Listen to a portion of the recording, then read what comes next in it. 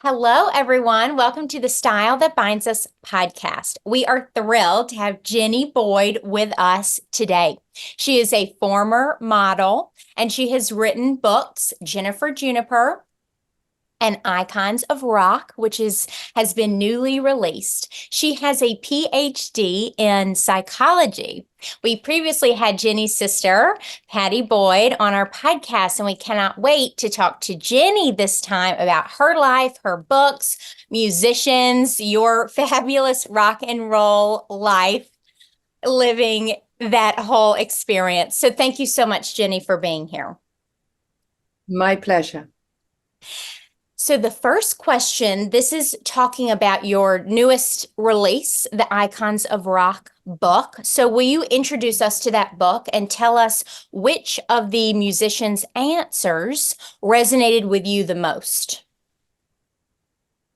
Yes, so this originated from a book I did came out in 1992 of the musicians I interviewed between 1988 and 1990. And so, excuse me, what happened is that was when I was living in the States, came out in the States, came out in Japan. Then when I moved to England, it came out in England under a different title. It was called It's Not Only Rock and Roll. So all these years later, now 35 years since I did the interviews, I hate to say it, but I did actually destroy most of the cassette tapes because they were taking up so much room, and I was traveling from here to there to England to different places, and I was so conscious of not letting anybody steal one or take it, or Right. because the musicians had trusted me and I wanted to honor that. And so I thought, well, I'm never going to use them again. I might as well just do that, and then I don't have to have them in bank vaults or locked away or this or that. Right. So I did, in my kind of madness, thought, well, I don't need them anymore, never going to use them again. But I saved 8. Mm. I don't know why or why I chose these 8. Okay, So that was George Harrison, Ringo, Don Henley, Tony Williams, Graham Nash, Ravi Shankar, Eric Clapton, Joni Mitchell. So I saved those. So this book, for the first time ever, I've transcribed the whole audio tape, and that's in the book. So those we have the full tape. And then I've also got other books, other musicians like Keith Richards, all the others that were in my previous book. And instead of coming little snippets of it under different titles, like Collective Unconscious or Drugs and Alcohol, it's completely, you have a page or 2 pages or 3 pages that'll say Keith Richards. And so you have all of that together. So you don't have the full interview, but and then I wanted to compare what the music world is like today compared to 35 years ago. So I got new musicians, younger ones, like Jacob Collier. Let's see, a very nice musician woman who was big in the sort of 1990s and did sort of poppy stuff. And so people believed that everybody had their own song inside them. So she was teaching people to find their own song, write their own song. So I thought she was good as a way of describing the power of healing in music. And then Atticus Ross, who's had many Grammys for doing film music. So that was quite a good take. And a prolific songwriter called Egg White. And he had written songs for people like Adele. And so they were allowed to tell me, they were able to tell me how different the music world is now compared to then. That's fascinating. And didn't you write the book, the first edition of it? Was it your thesis or something about your thesis? It was, yeah. It was my PhD. I got my master's in counseling psychology. And then I decided I didn't want to be a therapist. I want to write. And so I thought the only way I can really be made to write and have a date that I have to have it done by would be if I actually did the PhD course. And so that was my thesis. And it was then called the creative, the spiritual and creative connection, Mhm. or, you know, Yes. Right. because I believe it is a very spiritual thing, creativity. Mhm. Oh my goodness. How old were your girls when you decided to do this? Do you remember? To do the actual thesis, the actual Right, dissertation. right. Probably one was about 15 and the other was probably about 17. Yes, that's what I love that. That, you know, you started this whole new layer of your life, you know, when your kids are that Yeah. age. People think it's too late. So my No, never. question, you know how sometimes when you tell a story and then someone remembers it completely differently, I was wondering about how when they told you stories about times when you had been with them in the past, did you all remember it the same? Like, did you remember times when you were with Eric Clapton, when he was describing it to you, did you remember it the same way? Or is it, I'm always curious to know, you know, you were in the same place. Did you see it two different ways, for example? No. I mean, and the thing is with Eric, he was newly in recovery. So he was Yes. able to be reflective. And, you Uh-huh. know, I used to hang out with them a lot. So when I moved to I England for know. 5 years, back to Sure. LA, you know, I lived just around the corner. We were mad, you know, we'd kind of Yes. go to each other's houses, you know, my sister and Yeah, it's him, like or family. yeah, it was definitely family. And Yeah. yeah, there were, you know, when he was drinking, when we'd go to some of the shows, and, you know, my little kids were little then, they'd just sit on the side of the stage, you know, watching. Right. And there's one time I seem to remember he was just lying on his back on the stage and still playing his guitar, you know, completely Wow. out of it. So yes, he Wow. was right. I knew what he was saying because, you know, I'd been there. You remember. But You probably knew yeah. it better than me. Yeah, but we were all kind of, you know, not angels Sure. anyway. That was the time. Exactly. Yeah. And say with George, you know, when he'd be describing just him as a person, you know, he was a very gentle person, and you know, had a real spiritual awareness. And that's what I saw, because Mhm. we all felt that, you know, at a Right. particular time.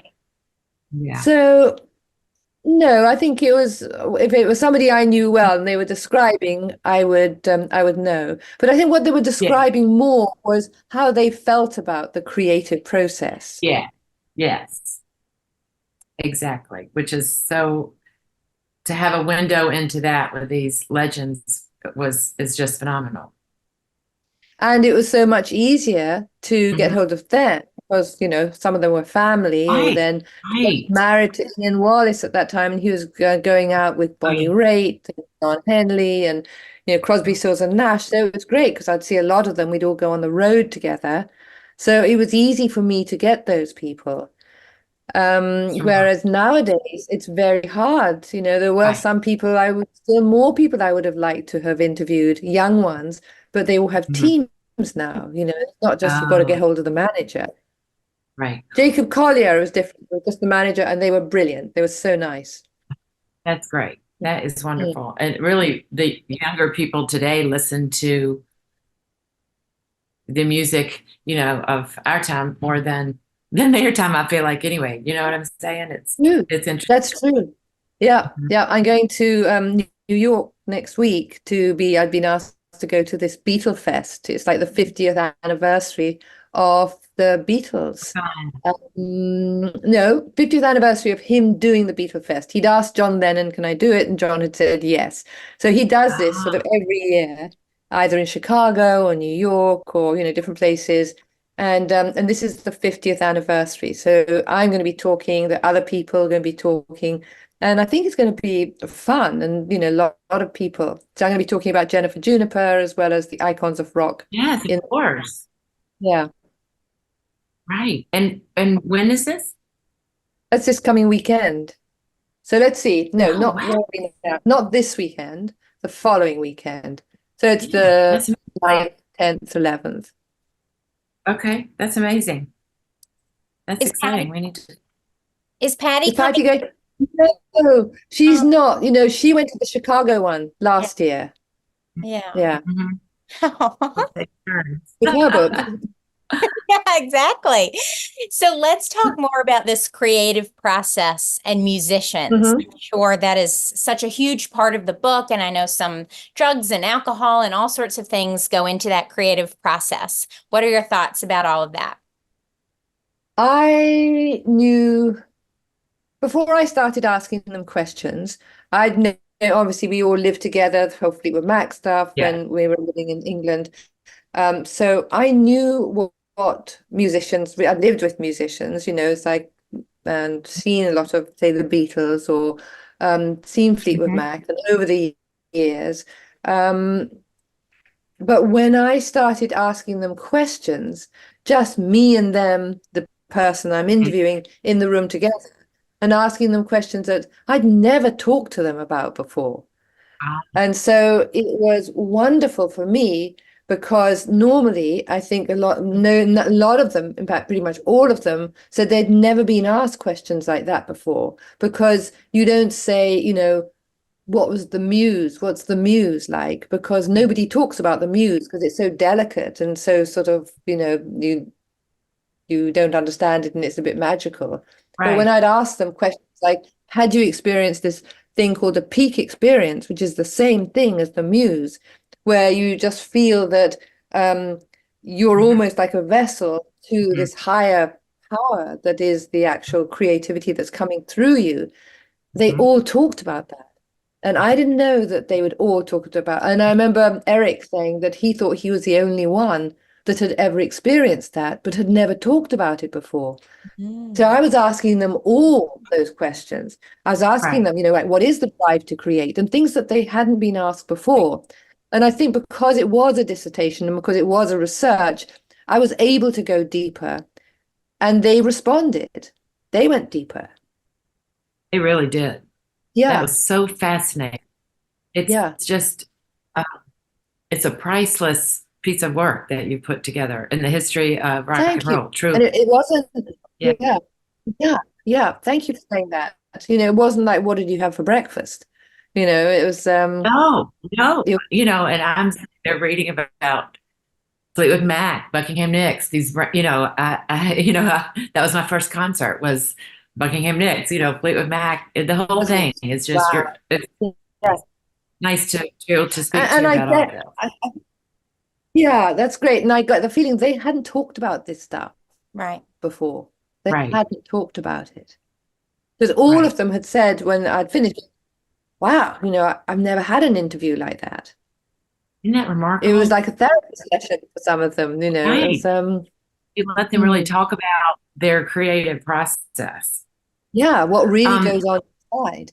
right, right. And then they were so kind of protected and famous that those just weren't the interviews that people were after, unfortunately, but I'm so glad that you did. And I was wondering about, do you feel like, I know from the book, Juniper, how your experiences with Mick on and off and all the things that went on with him. And then, we had talked to Patty about with George and Eric and everything. Do you feel like when someone is, they were all young when they became so incredibly famous. Yeah. Do you feel like um, fame affects everyone, in a super dramatic way, or do some people handle it better? Or what were your thoughts about living up close and watching that kind of adoration? Yes, well, all the Fleetwood Mac, and it was all pretty out there in the open.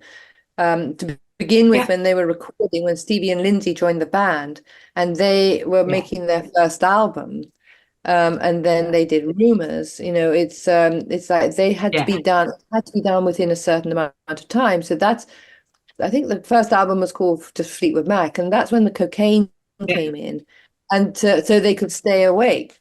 But then they'd get back after thinking they'd done something amazing the night before and realize it wasn't that amazing, because they were just Oh. so out. So yeah, I think so I saw it was hard for me because I was the only one that had kids. Right. Right. So it was me in as much, oh, okay, their father's not coming home at night, or He'd be so wasted, or he'd be so hungover in the morning, or Sure. not wanting really to talk, or so it was very different for me than for them. Yes. Although, I could have fun with them, and that was great. Or sometimes the kids would all come Sure. down to the studio, that was fun. But Yeah. but it wasn't easy being a mum Right. and Right. being Sort of a separate. role. Yeah. Right. You had to protect the girls from that, I'm sure, Yeah. in some way, Yeah. and figure Yeah. out how to How navigate to do it. that. Yeah. Mm-hmm. Mm. Well, I'm proud of you for doing it. Thank How you. are the girls now? They're wonderful. And I got grandchildren Good. too. My grandson's 30 this year. Wow. What? That's I mine. know. I'm 32. You're kidding me. You, No. you're ageless. Thank you. Age. You and Patty definitely lived such fascinating, fast-paced, fabulous lives. So how do you think you two were able to handle the ups and downs of life married to these rock legends better than many of the people in your circle? That's a very good question. Yeah, I think because my feeling is that Patty and I led a very crazy upbringing. We were in Africa. Mhm. Our parents were really not really, my father was kind of had a really bad accident during the war, and Mhm. he was just staring at the wall. He wasn't sort of all there. My mother, who was very beautiful and vivacious and everything, and they'd moved to Kenya because her parents were living near, Mhm. and we weren't really looked after. I mean, we Right. had a nanny that sometimes I'd see her and sometimes not, and then I'd get threatened, by either Mau Mau, or it's like we were feral. We were really, really just feral. And so if you Right. think of it, the rock and roll world is just like kids. They're like kids who are feral. It's like we knew that world pretty well Right. in a different kind of way. We grew up in that. Right. Um, That is so fascinating. yeah, I don't know. That's my own kind of take on that, I think. Right. Do you think you developed But that? I have to say, we also loved music. I mean, we loved rock and roll. We really loved, from an early age. I remember jiving with Patty, sort of from when I was about 8 or something. Yeah, Loved music, exactly. loved dancing, and loved the world. And I think the whole world of music. And I think, musicians, when they're not up on stage and doing all that stuff, can be very sensitive. They're artists. Mhm. And so Yeah. there's that connection to that. Hmm. Hmm. Yeah, I think they feel more things than a lot of other people, right? They take in a That's lot of right. happiness, but also Yes. sadness. Yeah. Yeah. Yeah. Mhm. Yeah. I'm sure you thought about it a lot with all of your psychology courses and things like that, how just the whole experience that you had and the way people react to different things. I'm going to change the subject totally, sort of, totally. What was your favorite Fleetwood Mac song? Ooh. Do you have one?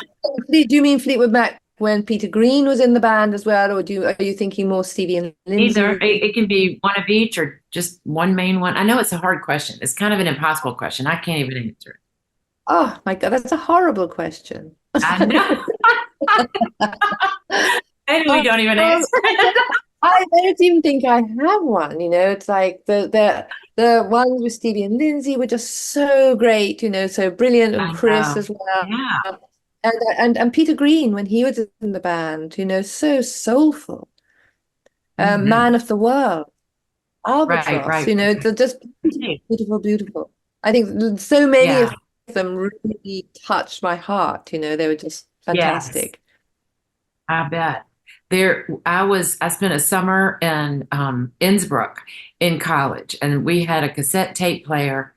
And every time we traveled every weekend on the trains to go to little Yeah. places, and we had I can't even remember. I don't think it was Rumors. I think it was the one after that. We had that cassette, and we played it all over Europe with us. We just kind of took it where we Really? went. Yeah. Yeah, it's Yeah. like an Yeah, anthem to that time, and like that's what music does, which I love. Well, it yeah, I does. can't It think of a really thing. does. I heard about this. It was like a, I don't know, research of some sort about the power of music. And Mhm. they had a certain number of people, and they had just 60s music there for I don't know Oh, how many days. okay. They have their 60s clothes on, and there was some kind of research that went on like that that showed that they hardly aged at all. It must be more than a week. It must have been for Wow. some time. Right. That this Right. music is so powerful and so evocative. It really is. It really Yeah. is. My father has Alzheimer's, and very quiet until the music comes on, especially if it's music from when he was younger. He is up, he Yep. is dancing, happy. He's right. It's really amazing, isn't it? It Yes, I really love is. that. I've heard that. And Mm, you helped mm. write two Fleetwood Mac songs, right? But of course, you didn't get the credit. No, because they're the boys. I know. Isn't that awful? Well, tell us which it was, which songs. Okay, so when I was just found out I was pregnant, and we were living.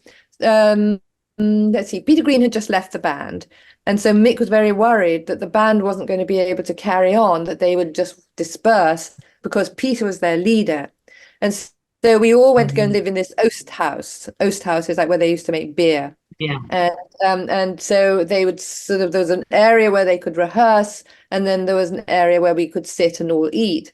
And I remember I just found out I was pregnant, and Chris was saying to me, "Look, we've got to come up with some songs," because Peter was one of the main songwriters. Chris wasn't even in the band then, and Danny Kerwin, who was in the band, all he could, you'd hear him playing his music, beautiful guitar playing, just singing la la la, because he never found it very hard coming up with words. So Chris and I put together the song July Judy, because my best Wow. friend was called Judy, and Chris knew her well, and she became everybody's best friend. And so that's what we wrote that together. We wrote the lyrics. And I That's think amazing. Danny put it to me.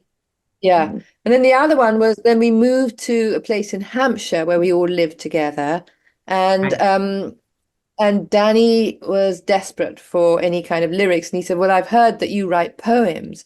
Can I have a look at your book that you write poems?" And so he looked at Oh, this book, my book of poems, and he picked out one called Purple Dancer. Purple Dancer. And then he put it to music. Yeah, I think it was the B-side because they had the singles then, and it was the B-side of the incredible. single. Yeah. Oh, yeah, yeah. That's incredible. That really Yeah. is. Well, now you're getting credit. We'll tell the Yes, world. finally. This is what it took. Exactly. So, of course, the album name was Rumors, is Rumors. So, how did all of these rumors that were swirling around the band and the behaviors going on affect you emotionally? And did it lead to your career with your PhD in psychology and studying human behavior? Um, I think it affected me because Mick and I weren't getting on either. It Right. was really Right. tough. So it was like all of the couples, including me and Mick, were having a Mhm. hard time. Mhm. And then I have to put it down to drugs, alcohol, it Sure. was, and all this fame, and Pain. suddenly, Yeah. huge, huge, and it happened so quickly. Mhm. And I think Mick sort of started thinking that he was like the leader. He was kind of trying to keep it going, but he was like on this Right. treadmill, like a hamster in a Right. cage. He couldn't get off it. Right. So it was tough, and yet I'd go down to the studio and listen to, say, Stevie singing, and you knew it was about Lindsay, or just if Chris was singing and it was about John, and you'd walk into one room and somebody'd be crying, Ah, and it was, but there was this feeling of love always. We sure. all loved each other, but it was tough, and especially, well, I was going to say especially for them, but no, especially for Mick and I as well, with our kids, and he's out of Yeah. it or he's on the road, and then he's Yes. fine. It was tough for everybody. comes But back. with them, they had to stick together, because they were on the Right. road and they play every night and, keep going. I'm thinking back to the book and his parents and, all the different things that you went through with all of that. But Mm, um, I just think you're a remarkable person. thank you.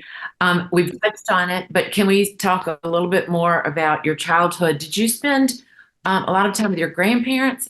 And then y'all were you lived, you were like in boarding school for a while No, too? what happened? So I was in Africa in Kenya Right. from the age of a few months till I was 6 years old.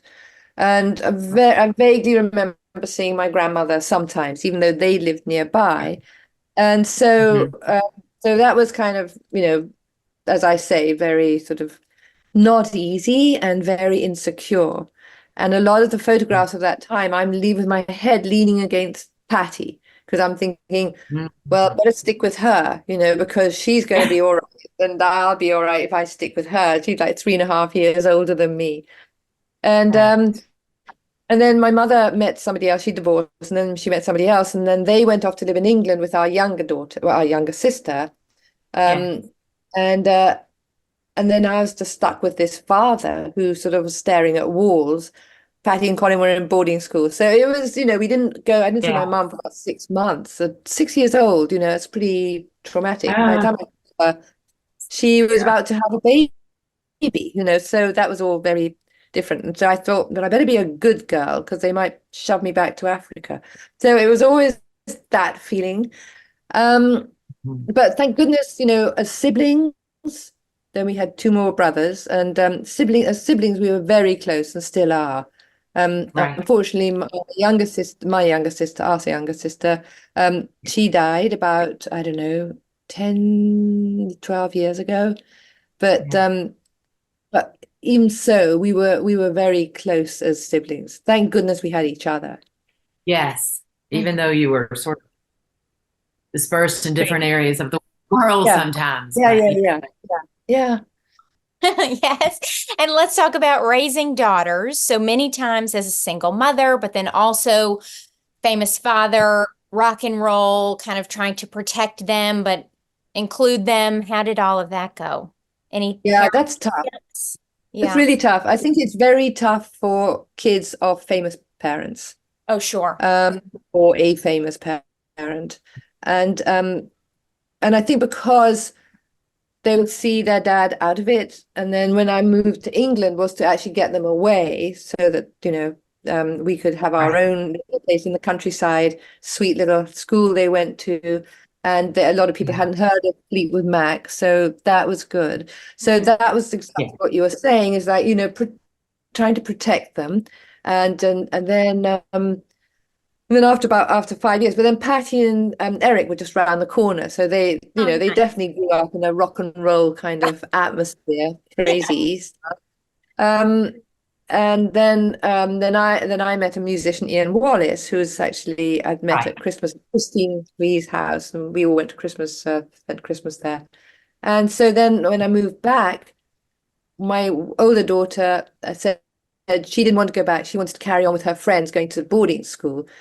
So in the other one, I thought, well, I'm bringing her back. She's not allowed to have a choice, because she was too young. And so all of that, like, what's the right thing to do? I don't know. So there was a lot of that. And at the same time, I wanted to go back for them to see their dad. Right. Of course. Even though they could come and visit us. Right. It was, yeah, anyway, but he was still sort of not in a great way. But Yeah. and I think I remember my older daughter, when she was 15 and I was going to school, or when she was a little bit younger, and she was saying, I'm so proud of you. Or, it sort of felt nice that you can Yeah. actually, do something that feels it's not to do with rock and roll, it's to do with something Right. completely different, that I was after. Absolutely. And so when I did actually Yes. start going to college, because I'd never been to college before, I and, know. so it was a big step because it meant I couldn't go on the road when I was, we want you on the road. No, you couldn't do Right. things like couldn't go to, David Crosby's wedding, so my then husband would take the kids. Mhm. Things Mhm. like that. It was really hard just standing up for what I wanted because I'd never done that Right. before. So it was a big, No. big deal. And the very first day that I arrived at the college, they weren't sure whether to accept me because of my background, whether I could actually, hang in there. And the very Right. first day, we were sort of, all around this big table, and everyone had to give their names, what what they were doing there, what they would like to achieve, blah blah blah. And I could see it getting closer and closer to me. I'd been in this rock and roll bubble. I hadn't been with Right. normal people. And I'm thinking, oh no, it's getting closer and closer. And I'm going to speak with an English accent and I'm going to put attention on me. And so just as before my name, I tried to put my hand up to say I'm going to pass out, but I just passed out. The anxiety of that, because I was doing such a huge step, was enormous. Next thing I know, I'd come around, somehow they got me on the table, and I was kind of, thinking I didn't want to be noticed. It was like, well, they were all these Here faces. you are. Right. Yeah, so It's it really was remarkable how much of But- ourselves we give away, yeah, Yeah. The idea of doing something for yourself.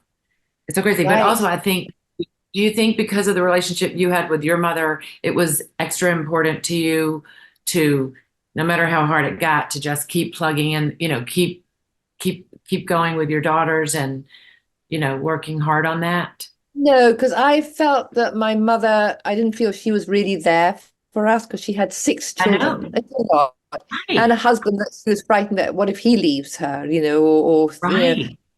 So we kind of, I remember when I was offered my first job to be house model for Folan Tuffin, the designers. I didn't even tell my mom. She didn't know I'd left Yeah. school. I didn't mean not to. I just didn't Right. think of it. And she didn't Sure. even ask. So it was. Right. So when I had my children, I felt I had got my own way of being Yes. as a mother. Yes. I didn't have someone that I felt. Well, actually, Mick's mother was a good person Right. for me to. Right. Right. She was a great mother, Right. good mother. You were a very different Yeah. mother than your own mother, and she did her best with her circumstances. She But did her yes, I best, think didn't that that's what I've said to her. Yeah, yeah. yes, Mhm. most definitely. How long did it take you to interview all those musicians? 2 years. Was it months? 2 years. Wow. Yeah, yeah. I mean, not solid because still I was writing, but then I'd go to England, do some of them, then I'd go to New York and interview Someone there. else, right? Yeah. Mhm. And will you tell us Yeah. about your modeling career? And sometimes you would get to model with Pattie and Paula. That was lovely. Yeah. That's sweet. I didn't mean to be a model. I kind of fell into it. First of all, as a house model, and Folan Tuffin, Sally Tuffin, Marion Fole, they were just the nicest people to work for, because I was really shy and they were just so sweet and so nice. And I loved their clothes. They were the first ones that did pantsuits because nobody had done that before. And I loved that. It was great. And all the clothes were made for me, and they became my clothes, so it's sort of 16, Yes. 17.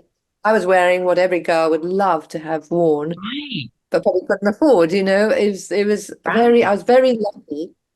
And then at Right. some point, it got to where they said, you need to be, some of the editors of magazines were wanting to do photographs of me. So I was told to go and get myself an agent. Before I knew it, I was kind of in the modeling world.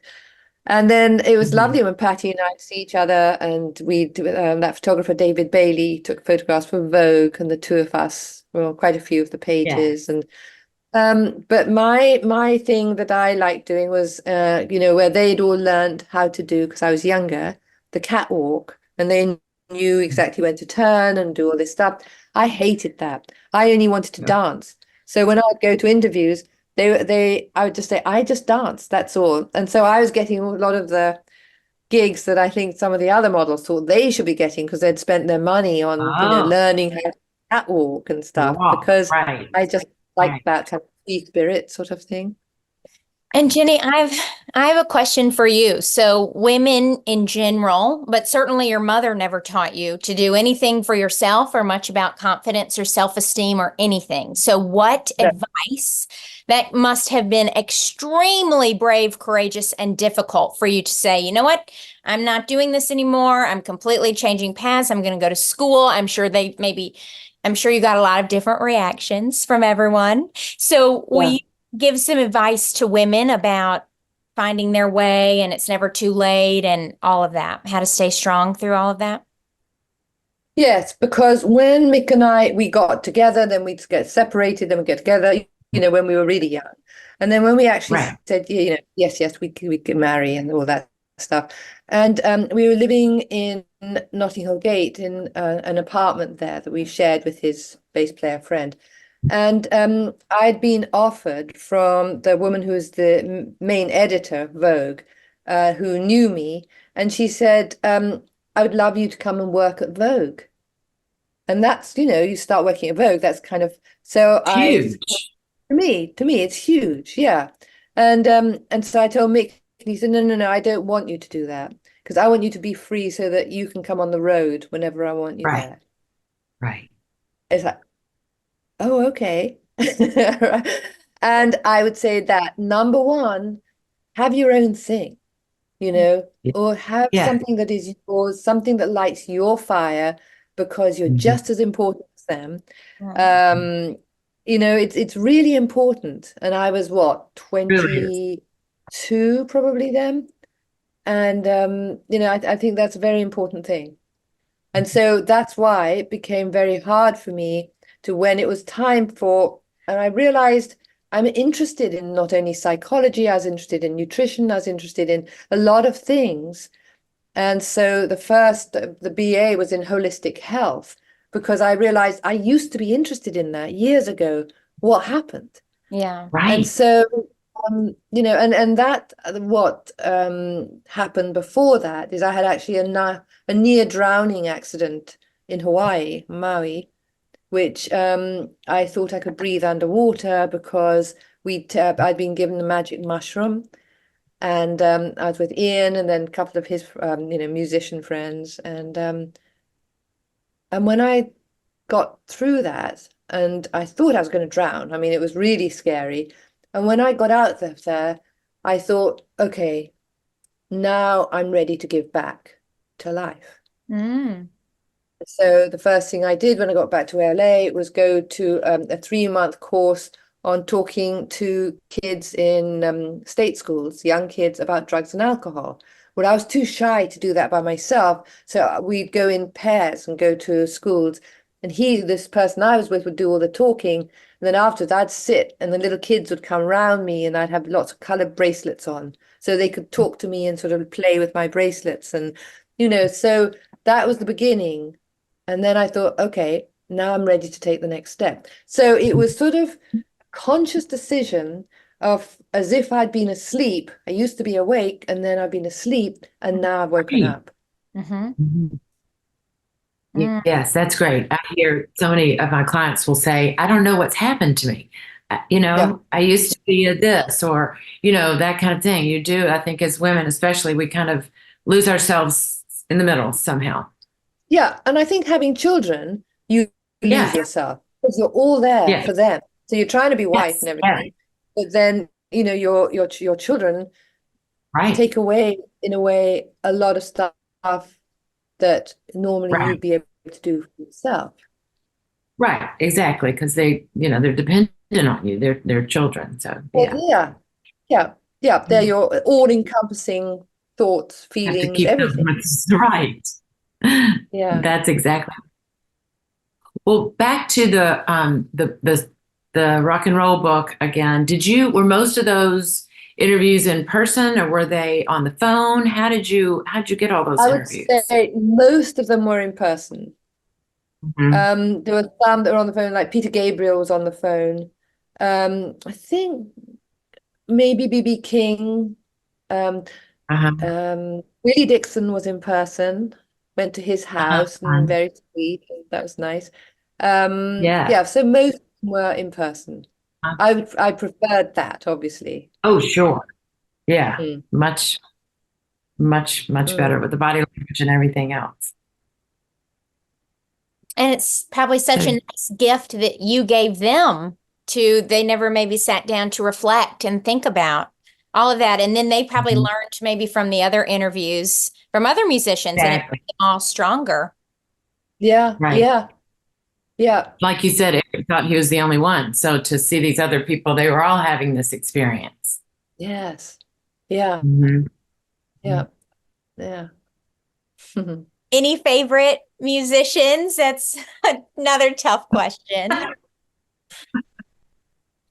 Ooh, favorite interviews or favorite musicians? Favorite musicians? Both. Oh gosh. Oh, I know that's too hard. The favorite interview is too hard, but Well, I must um, say, but I mean, I love the sound of Crosby, Stills, and Nash. yes, I loved all the Fleetwood Mac songs. They were just brilliant. yeah, yeah, Um, and the Eagles, yeah. Don singing, and Amazing. yeah, Beatles. the just all of them. Yeah, Yeah, George, Eric. Yeah. too much. Oh Yeah. my gosh, of course. Yesterday I was walking through Central Park and which is near my apartment, and there was an old man near the fountain, and he was singing "You Look Wonderful Tonight." And Oh, I know. I said, I know the woman who that song was written about. It was just so that's such a you all have had such hey. fascinating lives. Jenny, did you watch Daisy Jones and the Six? No, and everybody keeps asking me. I should. You Yeah, you should. should. Yeah. It might be too close to home. Maybe I don't need to. I mean, I got yeah. a No, you might say, "Oh, line. I remember that." Right, right, right, right. Yeah, yeah, yeah, yeah, yeah, Yeah, you need to watch it.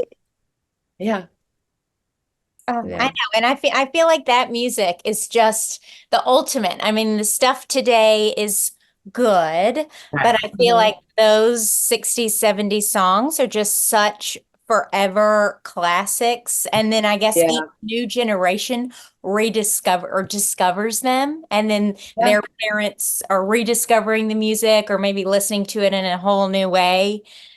yeah, yeah. That's interesting that you say that. Yeah, because I Mhm. feel that. But then Right. I'm, Yeah, I younger, feel and right. Exactly. yeah, yeah. It is classic. Oh, I was just saying the mood, music, it just like you, whatever mood you're listening to, a fast song or a rock and roll song, and it just puts you in this whole frame of mind. Yeah, Yeah. yeah, Mhm. yeah. And it's all about connection. If a musician's Right. on stage and he's connecting or they're connecting to the audience, that's Mhm. so important. People need that in It's their lives, right. whatever. They really do. I think they really need it now more than they're Mm-hmm. getting. Okay. Okay. Any takeaways from living that rock and roll life that we can use in the future? Like you lived that whole counterculture movement, and now you see the world is really kind of unstable, and there's so much isolation and loneliness and issues worldwide. Do you have any thoughts on a better way? No, my feeling is it's all about connection.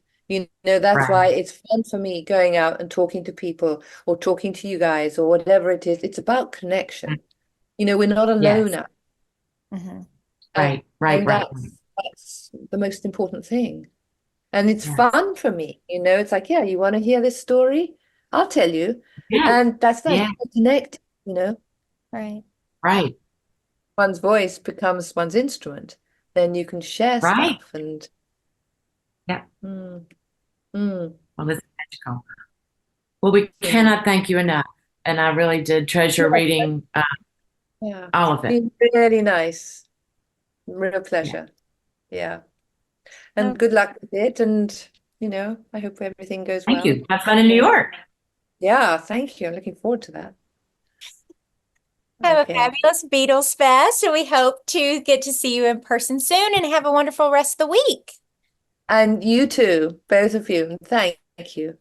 Thank you. Thank you I so love much. it. I love it. I love it that you're mother and daughter. That's so cool.